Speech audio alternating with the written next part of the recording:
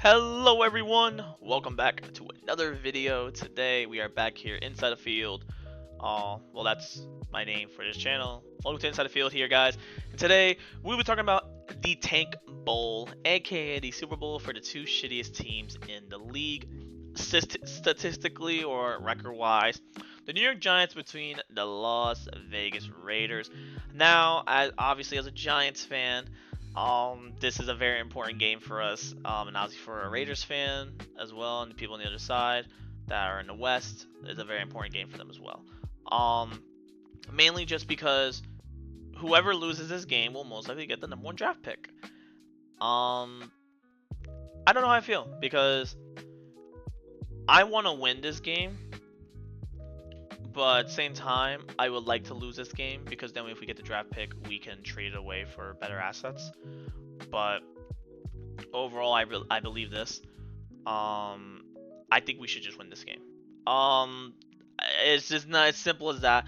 This video is more or less going to talk about how just what's the benefit, what's the pros and cons of having the first #1 draft pick, who doesn't, and what's the future holding for these two teams pretty much, and also just the preview of the matchup between these two teams.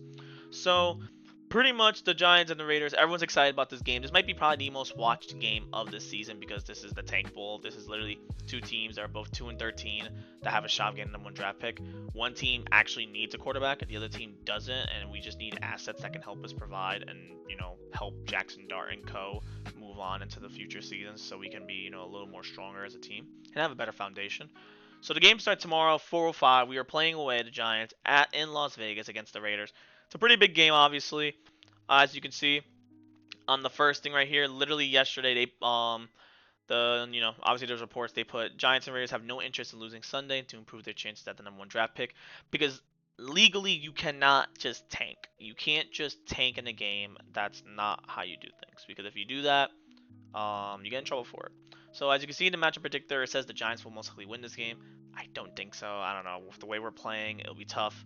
But hey, I appreciate the odds being in our favor. I don't condone any gambling, but obviously as you can see the money line, cool. Apart from that, so we have our season leaders here. We have our people here. It's Jackson Dart going against a veteran quarterback in Geno Smith. Obviously you can see the passing yards are different, but you can see that Geno Smith has 15 interceptions. Jackson Dart only has 5 in his rookie year. Obviously as we're going against Tyrone Tracy or Ashton Jeanty, you can see that Jeanty has more yards than Tyrone Tracy, but the fact is that Jeanty's a rookie. He's really good. You're going to want to give him the ball. Now we get into these guys. So apparently Brock Bowers and Max Crosby are both on IR, injured reserve, if you guys don't know, for the rest of the year because they're going to go through and just finish their, heal from their injuries and finish their season off by just resting to prepare for next season. Just because, why not, right? Why not just rest your best guys so that next year you can have a better team? A lot of people take this as like, oh, the Raiders are just tanking. They're just trying to make sure they get the #1 pick. You can kind of see. So when I scroll down here, yeah, oh my God, this injury report is absolutely insane. So for the Giants, we will not have Anthony Johnson Jr., DJ Davidson, Andrew Thomas, John Michael Smith, Tyler Newman, and apparently we might not even have Theo Johnson as well because he's sick, which is hilarious. We will literally not have half our team for this game tomorrow because they're all injured.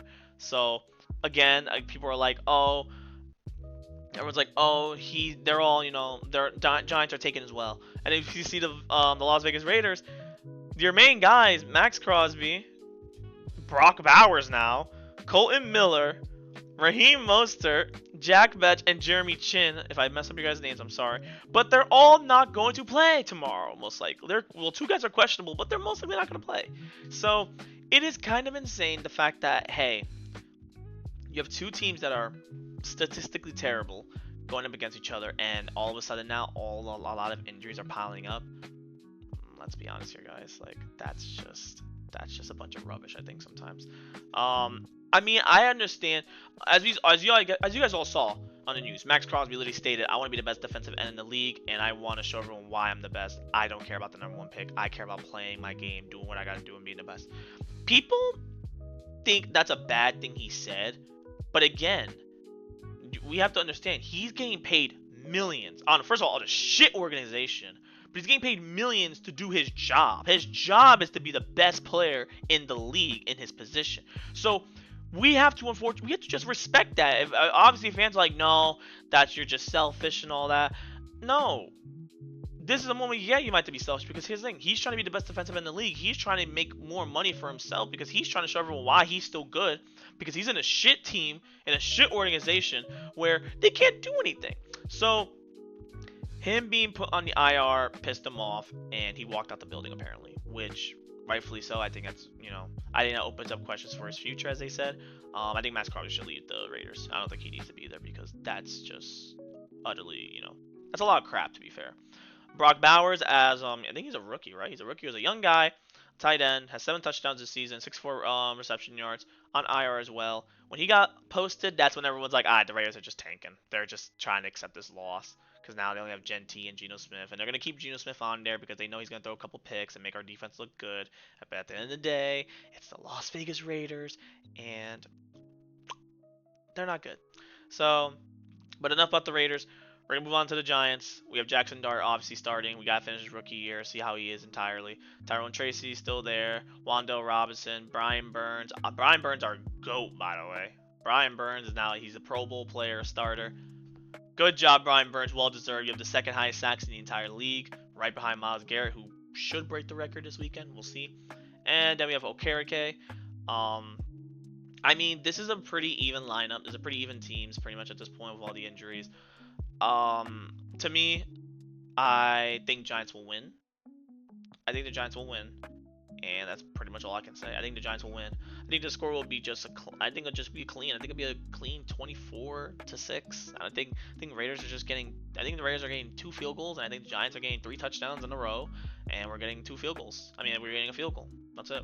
Or we're just gonna field goal the whole game. That's it. So, I think the score will be 24-6, and I believe that Jackson Dart plays really well, and he'll show people why he's our franchise quarterback. Because again, people are saying that he's not the guy.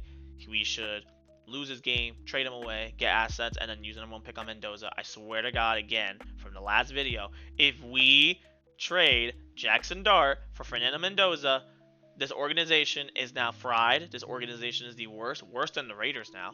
And I don't know how much longer I would want to be a Giants fan for, because Jackson Dart has given us so much spice, so much moxie, so much energy this season with Cam Scadaboo in them.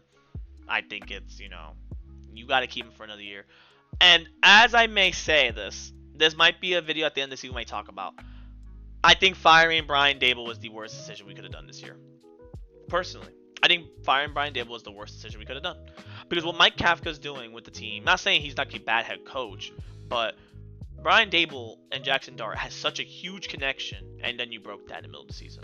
And now these past few games, it seems like you make it seem like Jackson Dart is terrible, and now look, Jackson Dart seems like he's just a regular rookie, but he's not doing good. He's not going to probably win Offensive Rookie of the Year.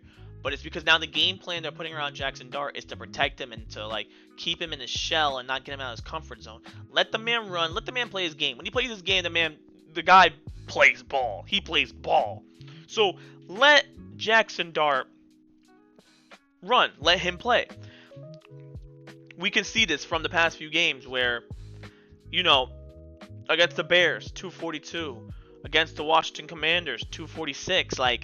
We have to, okay, we're going to roll right down this list over here. Didn't play, cool. Chargers, when Brian Daboll trusted Jackson Dart, beat an undefeated Los Angeles Chargers team. Went against the Saints, had a mistake or 2, had 2 interceptions, cool. But guess what? 202 yards, 2 touchdowns. Again, him and Brian Daboll. Big one, beat the Super Bowl defending champs, the Philadelphia Eagles. Look what happened. He got a touchdown, 195 yards, whooped the team's ass. Thank you, Cam Scadaboo. But again, Brian Daboll and Jackson Dart together.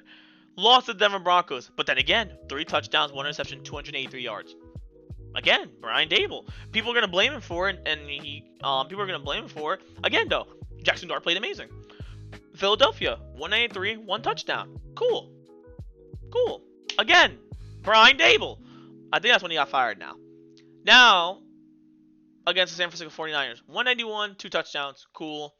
Bears, 242, but no touchdowns, no interceptions. But then again, we're under Kafka now. New England 139, 1 touchdown, couldn't do anything. Commanders 246, 2 touchdowns, 1 interception. Again, couldn't do anything. And then now Minnesota, the worst game of the year for him, 33 yards, 1 interception. It just keeps getting worse. Obviously, Jackson Dart's going to try to beat the game plan himself, but it just keeps getting worse for him. He doesn't deserve that. And the fact that he only has 5 interceptions and he has 13 touchdowns and 1,800, he should break 2,000. I hope he breaks 2,000. If he does, that'd be great. But if not, it's okay. But I think overall, we need to realize that, we need to let Jackson Dart play his game. Jackson Dart plays his game. We should be able to win this game, and we'll get the number 2 pick. What a big wonder. Or the top 4, top 5 pick. We're not in a rush for a quarterback. We don't need a quarterback. The thing is, we can win this game. Oh no, we can lose this game. Raiders gets the 2nd and 3rd pick. We trade the number 1.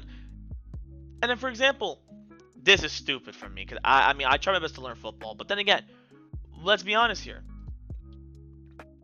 We lose the game. Let us get one of these guys. Let us get a Max Crosby, right? Let us up it.